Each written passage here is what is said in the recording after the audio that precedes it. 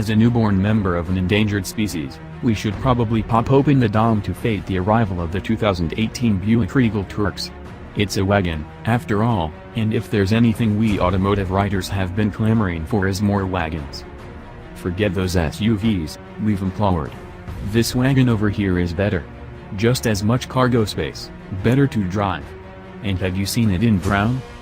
Well, it seems like our collective proselytizing is starting to pay off, or perhaps far more likely, consumer tastes are shifting a bit to appreciate the wagon.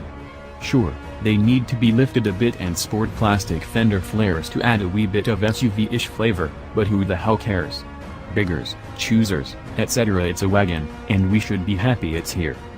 And we are. The Regal TourX is a pretty good one that thankfully offers more than just its mere existence.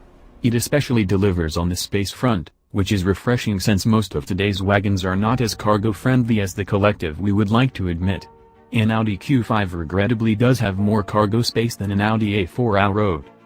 Yet, the TourX has more than both, considerably more in fact, coming in at a certifiably huge 73.5 cubic feet of maximum space. The difference is palpable between it and the 53.5 cubic foot Allroad, which Buick considers the TourX's closest competitor. As the below video, somewhat, demonstrates, I was able to cram 12 Patagonia duffel bags into the Allroad, filling up most of the cabin. The same amount and the TourX left tons of residual space. You could still see out the back, and loading it all in didn't require a degree in advanced Tetris. There's also a far more useful amount of space with the back seat raised, 32.7 versus 24.2. That area is especially lengthy, and with the large rear quarter windows and reasonably square roofline, it should be a good choice for dog owners. There's no built-in dog net behind the back seat as you'll find in the Allroad and BMW 3 Series wagon. You'd have to go the aftermarket route, but your four-legged buddy should at least appreciate the lower liftover, jump aboard height. Which brings us to the next wagon benefit, the lower roof height.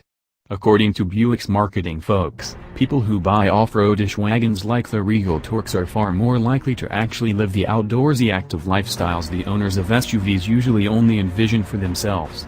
That means things are going to be mounted on the roof: bikes, kayaks, skis, snowboards, cargo boxes, antenna, whatever, and getting them up there is sure made easier with a lower vehicle.